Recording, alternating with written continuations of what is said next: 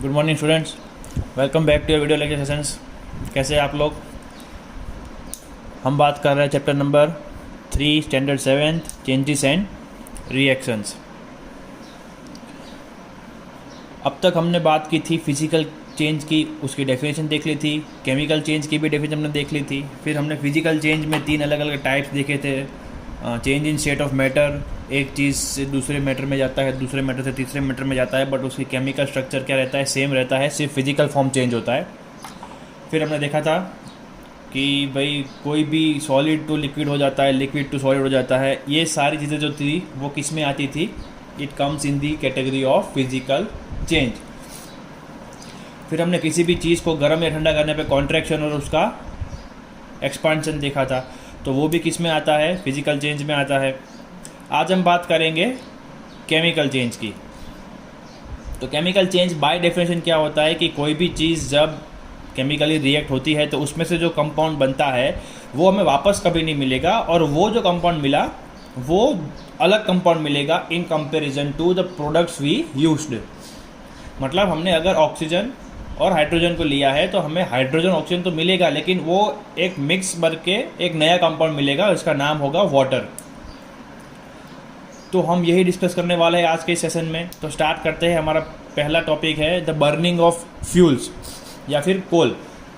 Fuel मतलब कि ईंधन, हमारी गाड़ियों में जो डलता है, हम लोग खाना बनाने में जो यूज़ करते हैं, एलपीजी गैस सिलेंडर, वो राइट। पहले के ज़माने में कोल यूज़ करते थे लोग, तो वो सब भी किस में आता था? फ्यूल्स में। तो जब आप फ्यूल्स को जलाते हो तो एक बात याद रखना कि सभी फ्यूल्स में कार्बन होता है, हाइड्रोजन होता है और ऑक्सीजन होता है। इन 3 चीज़ों से ही कोई भी फ्यूल बनता है। तो कॉमन फ्यूल्स कौन कौन से हैं? कोल है, वुड है, पेट्रोल है, केरोसिन है। इन सब में क्या होता है? कार्बन होता है। अब जब हम इन चीज़ों को जलाएंगे तो कार्बन जो है वो रिलीज होगा। कहाँ रिलीज होगा? एयर में। एयर में से वो किसके साथ रिएक्ट करेगा? ऑक्सीजन के साथ रिएक्ट करेगा, और क्या बनाएगा? Carbon dioxide, right. ये हमें पता है। देख लेते हैं कोल यानी कोलसा, वुड यानी लकड़ा। अब इन दोनों को जब आप जलाओगे तो when burn this carbon combined with oxygen of air and produce CO2।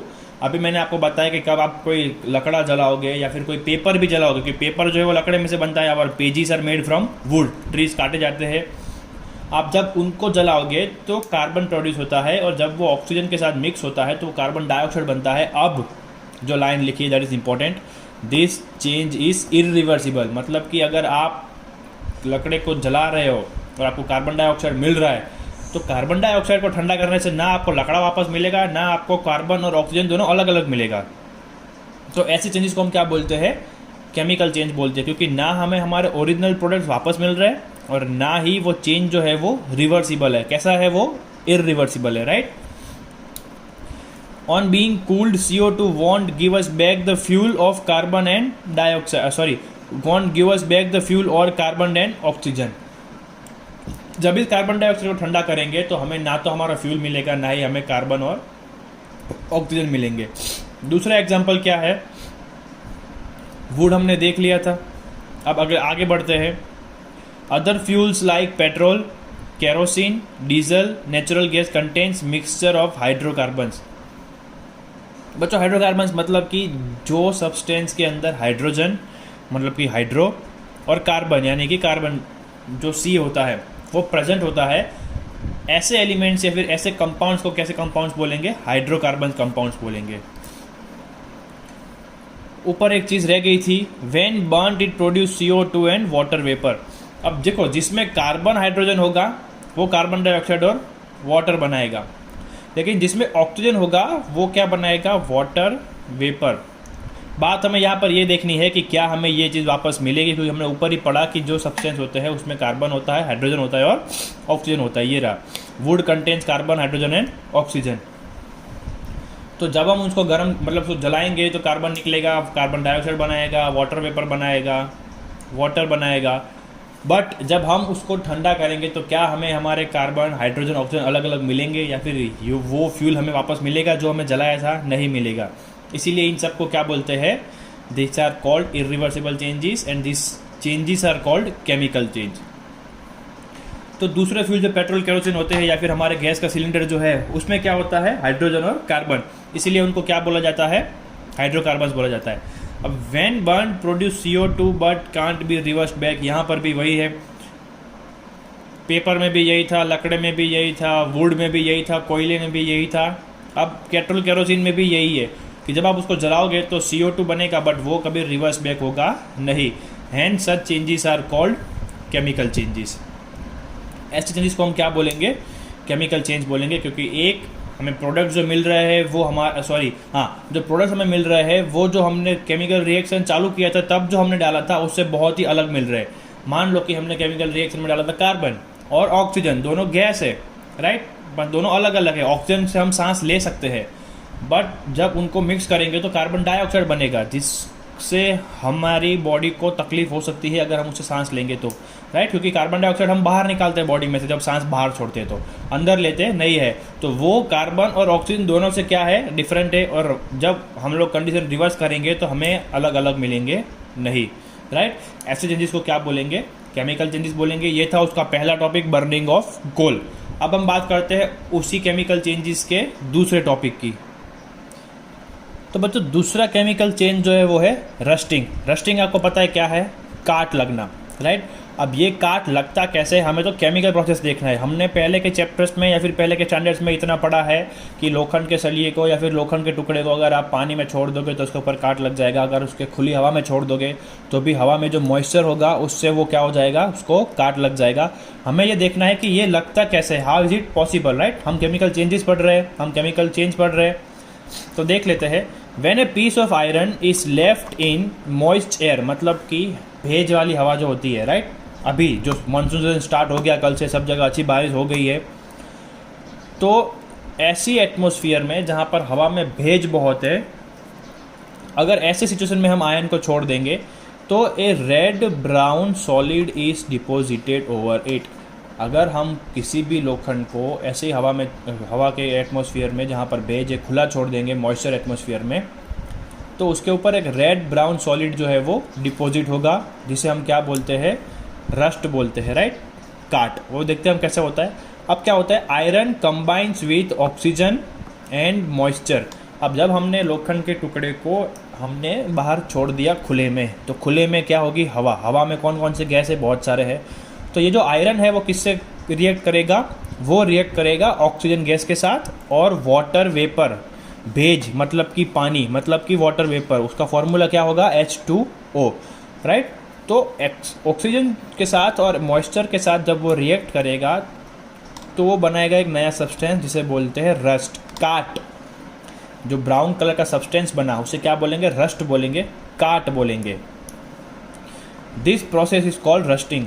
इस प्रोसेस, ये जो प्रोसेस है पूरी की पूरी, जहाँ आयरन जो है वो कंबाइन होता है ऑक्सीजन और वाटर वेपर के साथ रस्ट बनाता है, इस प्रोसेस को क्या बोलेंगे, रस्टिंग बोलेंगे। अब आपको ये उल्टा कभी मिलेगा नहीं। अगर आप रस्टिंग को क्या करोगे, अलग अलग करोगे, तो ना आपको ऑक्सीजन अलग मिलेगा, ना आपको वाटर वेपर अलग मिलेगा, ना ही आपको आपका अच्छा सा लोखंड वापस मिलेगा, वो तो रस्ट हो चुका है, इसीलिए वो इरिवर्सिबल है। और इस प्रोसेस को भी क्या बोलते हैं हम लोग, केमिकल चेंज बोलते हैं। ये था हमारा रस्टिंग, लोखंड की चीज़ों पर काट जो चढ़ता है। अब आपको पता चल गया कि आयरन जो है वो ऑक्सीजन और वाटर वेपर के साथ रिएक्ट करता है और क्या बनाता है, रस्ट बनाता है, राइट। कोई मैजिक होता नहीं है कि रात को छोड़ दिया, सुबह देखा उसके बाद थोड़ा काट चढ़ गया है, बारिश के सीजन में बाहर सलिया था उसको देखा था तो अब तो पूरा ब्राउन हो चुका है, ये कैसे हो गया, अब आपको पता चल गया है कैसे हो गया है। अब उसके अलावा हम अलग अलग और रिएक्शंस देख लेते हैं जो कि केमिकल होती है। तो पहला है cooked vegetables can't be reversed back to green vegetables. आपने सब्जी काट कर उसकी सब्जी बना ली, राइट, दूधी काट के उसकी सब्जी बना ली, गोभी काट कर उसकी सब्जी बना ली, तो सब्जी तो बन गई। अब क्या वापस से आपको सब्जी को ठंडा करोगे, उसको अलग अलग करोगे तो पूरी की पूरी दूधी या फिर गोभी मिलेगी, नहीं मिलेगी, राइट। उसमें जो मसाले डाले थे वो भी नहीं मिलेंगे। तो ये क्या हो गया, हमारा खाने बनाने की प्रोसेस को भी हम क्या बोल सकते हैं, केमिकल चेंज बोल सकते हैं, क्योंकि उसमें से हमें हमारी ओरिजिनल चीज़ कभी वापस मिलेगी नहीं। उसी तरह curdling, CURDLING, curdling of milk is also reversible as we can't get milk back from cheese और कर्ड। अब हम दूध में से क्या बनाते हैं, चीज़ बनाते हैं, दही बनाते हैं, बहुत चीज़ बनाते हैं, ठीक है, पनीर बनाते हैं, छाछ बनाते हैं। अब ये सारी चीज़ें बनती है दूध में से। लेकिन इन सब चीज़ों में से हमें कभी दूध वापस मिलेगा नहीं। तो ये भी क्या हो गया, एक केमिकल चेंज हो गया। एक और चेंज का नाम है चेयरिंग ऑफ शुगर। अब चेयरिंग ऑफ शुगर आपको सुनने में पहली बार आया है, आपने अगर मैं आपको एक्सप्लेन करूँगा तो आप बोलेंगे हाँ सर ये तो पता है। चीनी जो होती है, खांड, चीनी अगर आप गर्म करते हो किसी तपेले में या फिर बाउल में, कटोरे में, तो उसको इतना गर्म करना है कि वो चीनी जो सफ़ेद होती है वो पिघल कर काली हो जाए, ठीक है। तो उससे हमें क्या पता चलेगा कि कार्बन है उसके अंदर, ब्लैक कलर जब निकलेगा चीनी में से तो हमें ये पता चलेगा कि चीनी में जो है वो कार्बन होता है। अब वो पूरा का पूरा ब्लैक हो गया, अब हम उस कार्बन को ठंडा करेंगे तो हमें वापस से चीनी मिलेगी नहीं। तो ये जो शुगर को गर्म करने की प्रोसेस है उसे क्या बोलेंगे, चेयरिंग बोलेंगे। और वो हमें कभी वापस से ओरिजिनल शुगर हमें देगा नहीं। एक बार कार्बन बन गया तो शुगर हमारी चली जाएगी, वापस आएगी नहीं।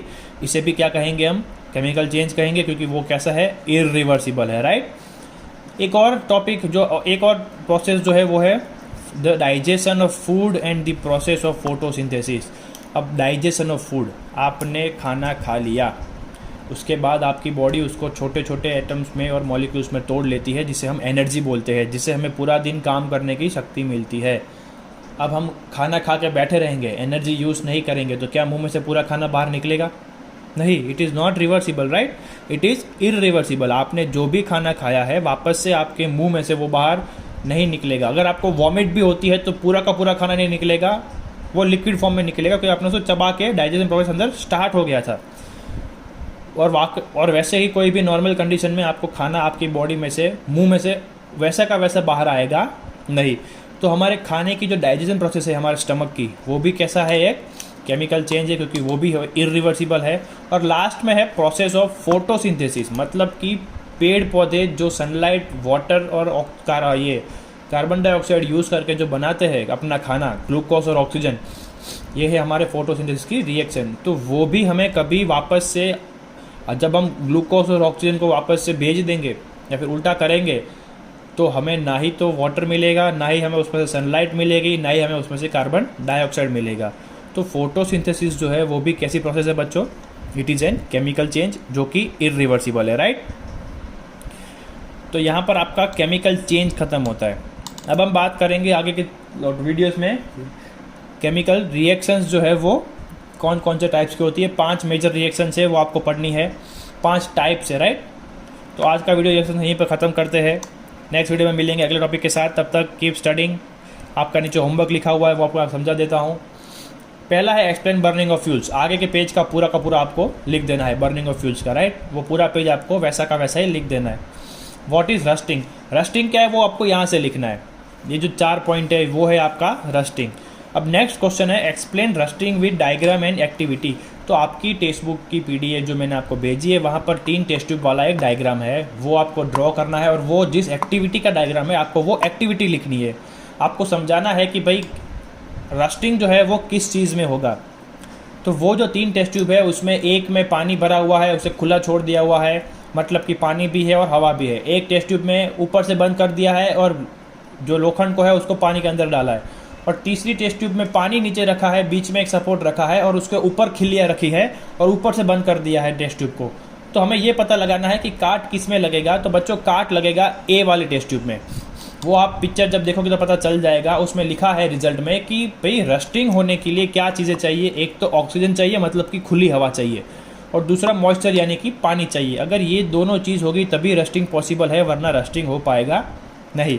तो आपको वो एक्टिविटी ड्रॉ भी करनी है और लिखनी भी है, और लेबलिंग करना। टेस्ट ट्यूब के आगे पीछे जो एरो कट से लिखा है वो भी आपको लिखना है। लास्ट क्वेश्चन है give some other changes, chemical changes beside fuel burning and rusting. तो आगे के पेज पे जो भी हमने पढ़ा फ्यूल्स के बारे में और रस्टिंग के बारे में, इन दोनों को छोड़ के जो और केमिकल चेंजेस है आपको वो लिखने हैं, मतलब कि ये वाले, राइट। आज आपको 4 ही क्वेश्चन दे रहा हूँ क्योंकि एक एक्टिविटी है तो आपको लंबा हो जाएगा। तो 5 क्वेश्चन नहीं किए हैं, अगले वीडियो में होमवर्क मिलेगा। ये मत सोचना कि आप सर ने 4 क्वेश्चन कर दिए, आगे 3 कर देंगे, 2 कर देंगे, 1 कर देंगे, फिर होमवर्क ही नहीं मिलेगा। नहीं, राइट, होमवर्क मिलता रहेगा, आपको पढ़ते रहना है। Keep studying.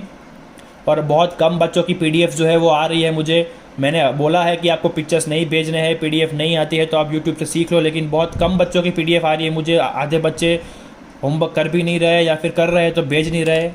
ये मैं नोट कर रहा हूँ, मेरे पास रिकॉर्ड है। तो प्लीज़ जितना का भी होमवर्क भेजना बाकी है वो पीडीएफ बनाकर भेज दे, और आगे भी भेजते रहिए, राइट, जब तक स्कूल खुलती नहीं है। तब तक मिलते हैं अगले वीडियो में।